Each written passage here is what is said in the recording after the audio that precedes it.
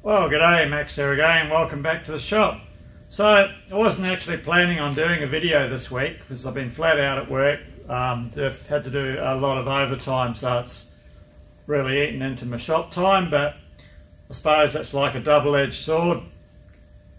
The old pay packet comes home pretty fat, but yeah, you get nothing done in here. So anyway, this little job came into the shop, and it's one of these ones you can spend ages overthinking and doing, or you can knock it out pretty quick. It's a low tolerance job, but there's a lot of it's all radiuses and curves, like it's a little knob. The thing is, we have to replicate more than one. So we've got the sample, so we have to make two exactly the same as the sample. So let's swing you down and we'll show you what we actually have to do. So it's a simple little part.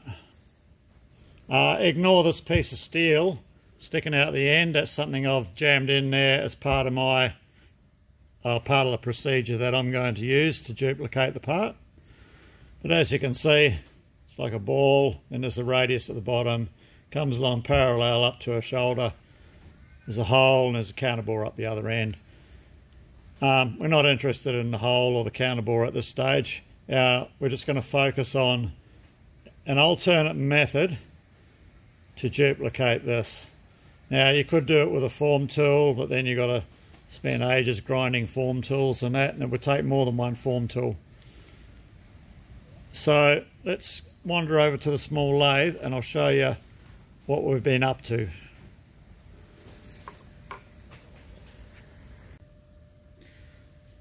So this thing here, it's like a manual tracer. So we hold our part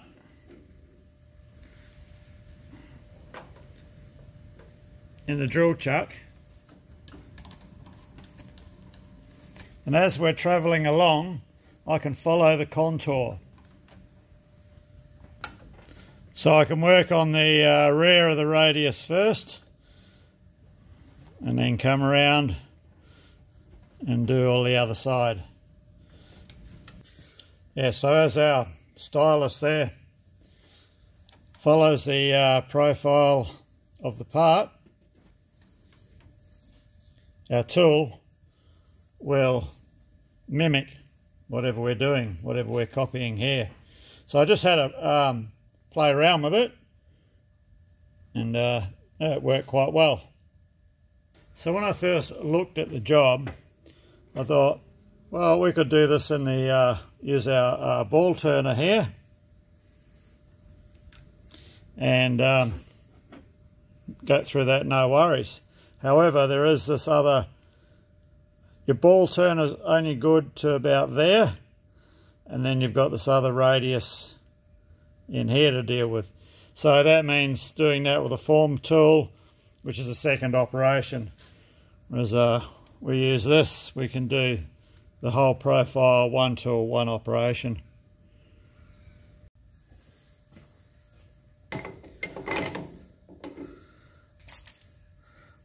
So I'm just going to measure, because we have to do two, I'm just measuring the amount of stock's hanging out the chuck, so we don't have too much change in setup before we do the next one.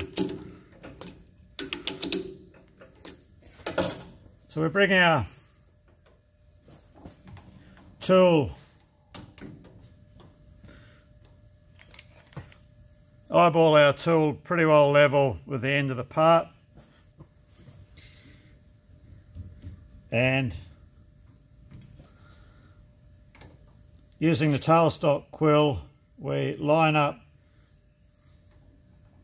the stylus with the end of the part pretty close to here. Lock off our tailstock.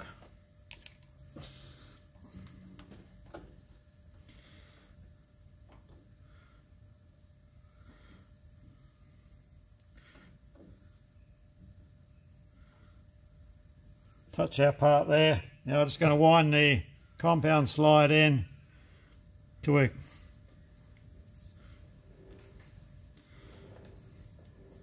just sort of touching, which is about there, and I'm going to zero the compound. So all our cuts will be taken on the compound.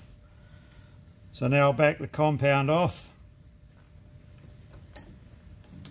and come around close to the end of the part. Okay, this is where we'll start taking our cuts. So let's crank the lathe up.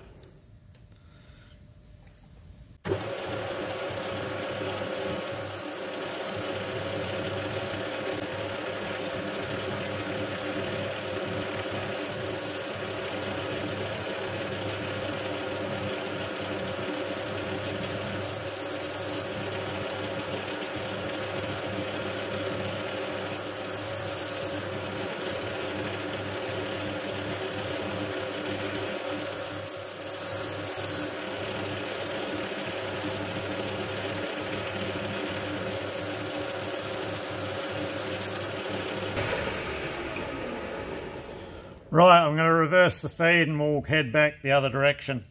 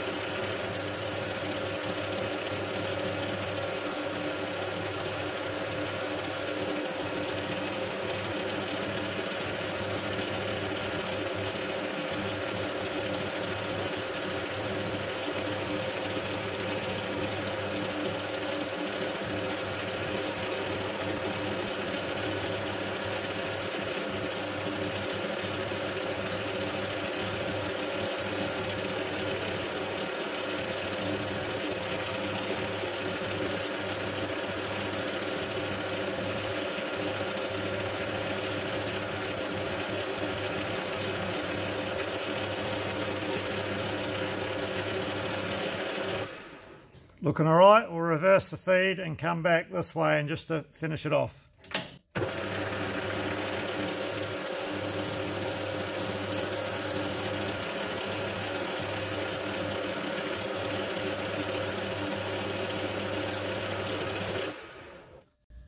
Okay, that's what we're copying.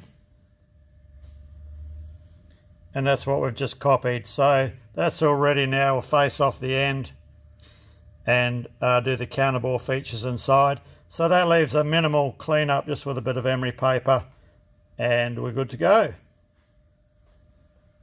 Nice, quick and easy way to do it.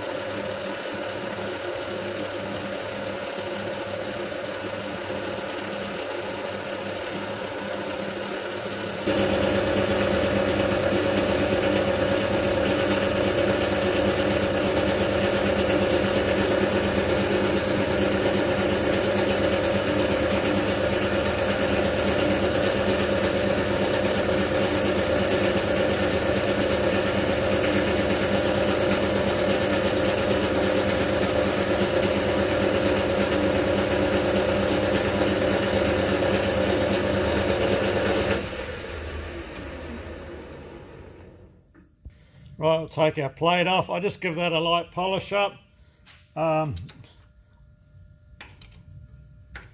The phone I record on turned itself off. So good thing it was only a polish we missed out on. Maybe we'll show you on the next one. So this plate just bolts on to my cross slide. 2 bolts.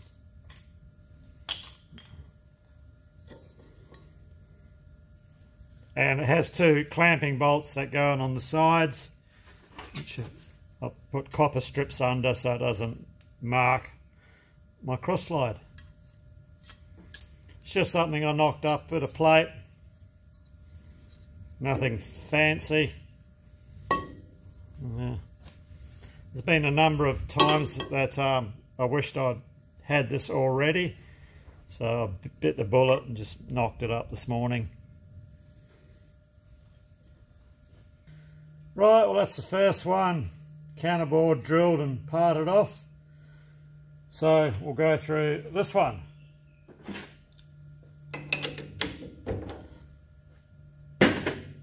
So we'll just give it a very slight tickle up with the file. Just mainly on this end bit here, the rest is pretty good, and then just a light rub with the emery.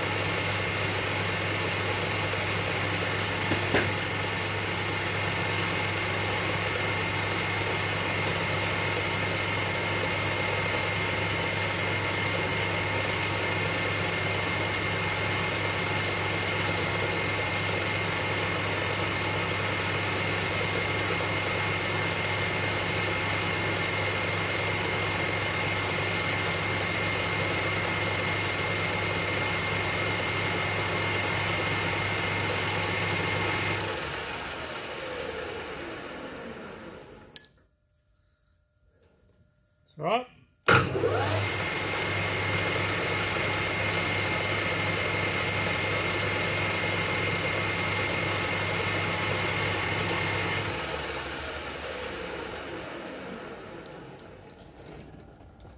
Right, well, centre drill and counterbore.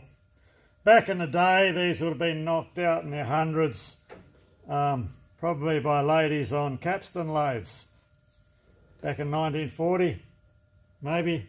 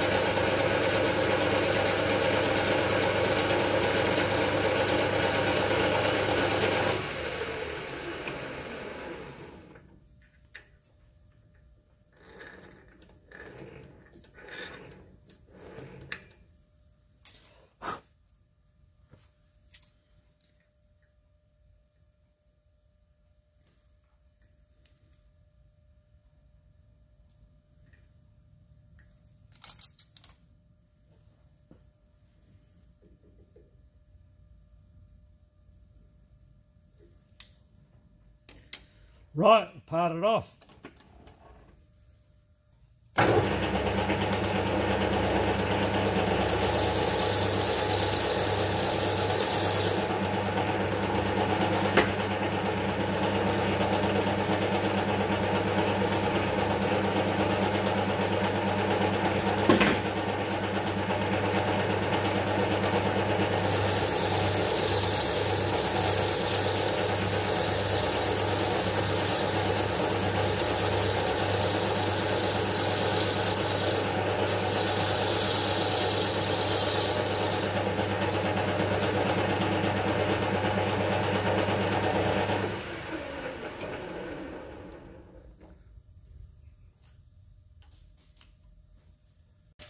Hey, so just have a quick look at this thing. Yeah, so this was just a simple plate. Bolts down, 2 bolts on the rear of the cross slide, and 2 screws coming to the side just to keep it from going side to side. And I just run a couple of copper strips under the screws to protect the cross slide. And of course our stylus to follow the part. It is a quick and easy way to do it, but you do have to be very careful because it is dead easy to crash this against your part or the tailstock or whatever. So you've got to be a bit switched on when you are using it. But it's a nice, quick, cheap, effective copy or duplicating attachment. Now, a couple of years ago, a few years back, I was going to make a proper one for that lathe, and I was going to base it off Lathe lathes, made one back in the 1930s, I think it was. So if you look up Lathes UK and then go to Lathe lathes, and they have, I think it's about a 1930s tool room lathe, and they have a copy attachment that works off a series of an auxiliary slide type thing, some cables and a counterweight, and it looks to be quite an effective setup.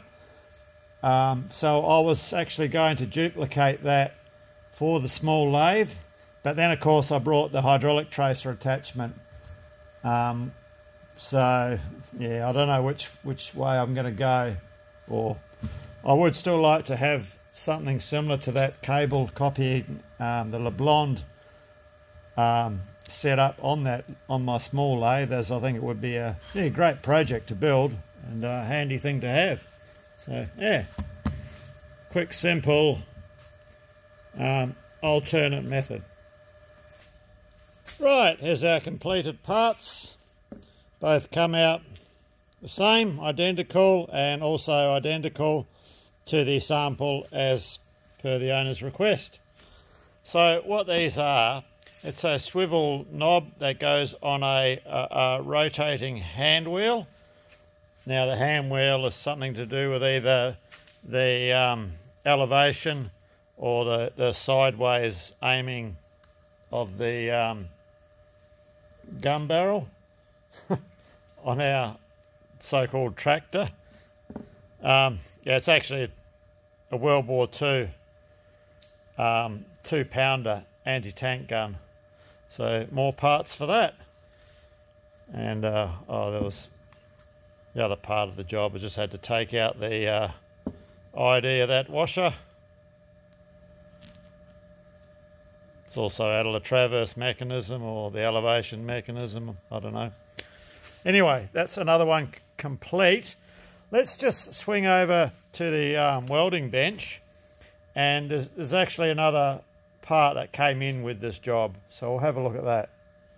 Yeah, so she's a bit of a mess over here at the moment. I've been working on a bit of electrical work.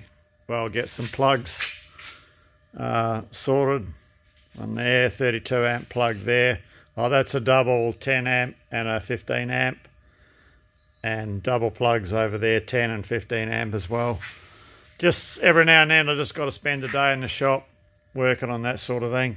Anyway, here's our thing in question.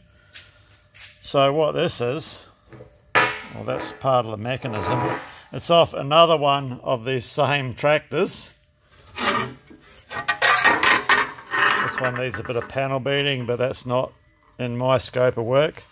This is the seat base, so you sit your arse on here, and what we have to do is duplicate one of these seat slides.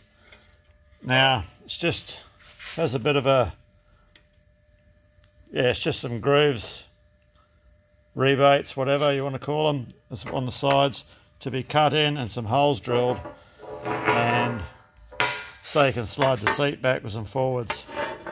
That slides over it.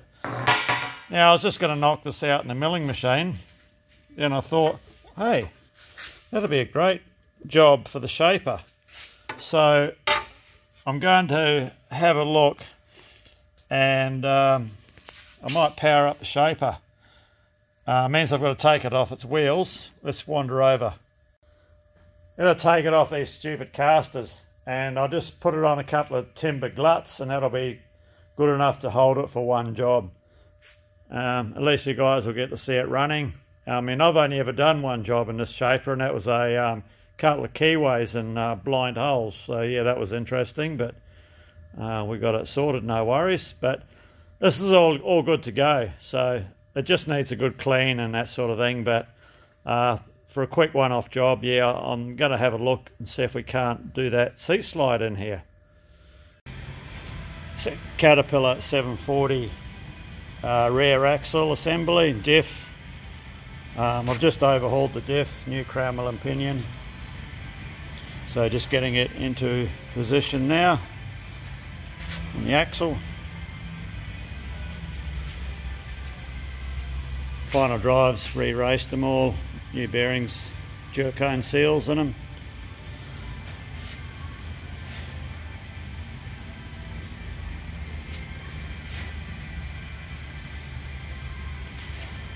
Yeah, so this is just a piece of my daytime job where I work.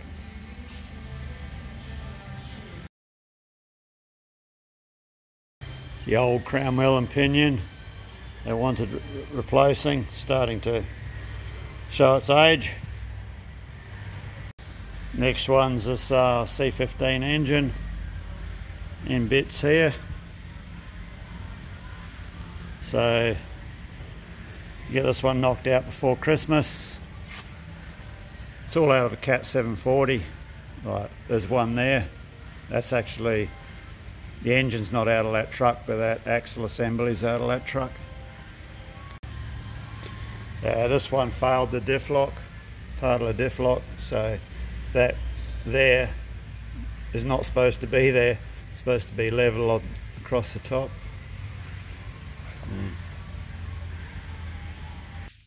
Yeah, well, I think we'll wind this one up here, so fingers crossed we'll be able to do the other part of that job in the shaper here. And yeah, that'll be good to get this thing, get a few chips out of it.